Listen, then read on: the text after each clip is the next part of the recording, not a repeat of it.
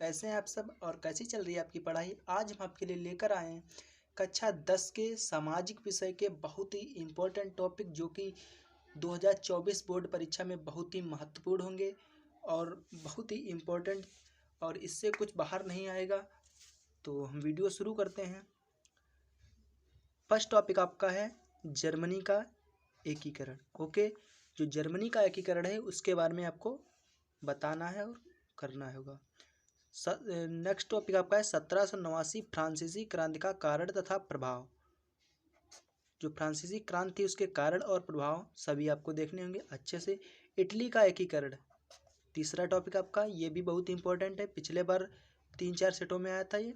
महात्मा गांधी द्वारा चलाया गया असहयोग आंदोलन, important topic. Okay, next topic आपका है महात्मा गांधी जी के सत्याग्रह पर एक निबंध लिखिए।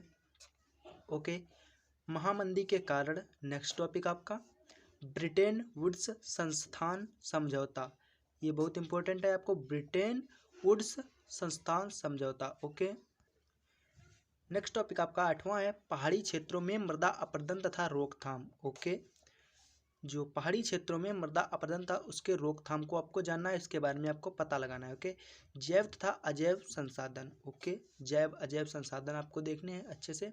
मैं बहुत ही इंपॉर्टेंट टॉपिक आपको बता रहा हूं जो कि 2024 बोर्ड परीक्षा में बहुत ही इंपॉर्टेंट है। ओके, सभी टॉपिक आए हुए हैं। जैव विविधता क्या है, महत्व बताइए, आपका ये नया टॉपिक है 10वां। ओके, जैव विविधता क्या है, महत्व बताइए।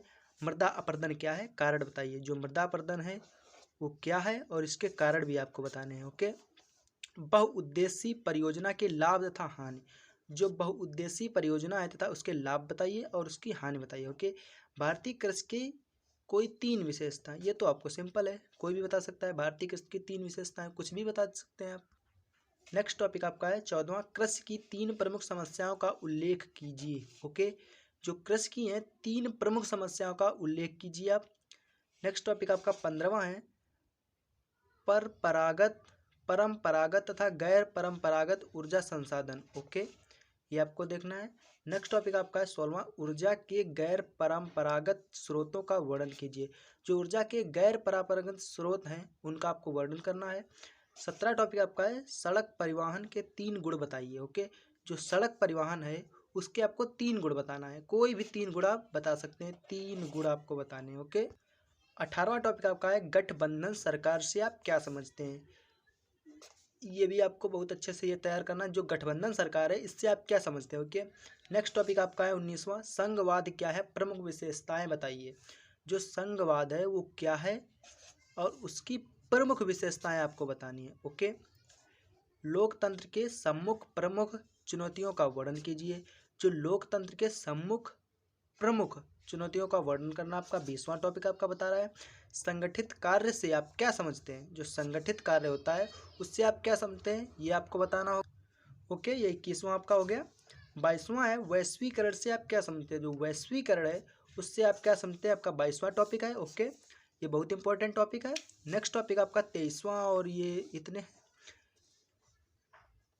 23वां टॉपिक आपका है 19वीं शताब्दी में अंतरराष्ट्रीय अर्थशास्त्रियों द्वारा बताए गए 3 प्रकार के प्रवाह की व्याख्या कीजिए। ओके, ये इंपॉर्टेंट टॉपिक आपका है, इसे आपको अच्छे से देख के जाना, लॉन्ग में मिलेगा। ओके, 3 राज्यों के नाम जहां काली मृदा पाई जाती है।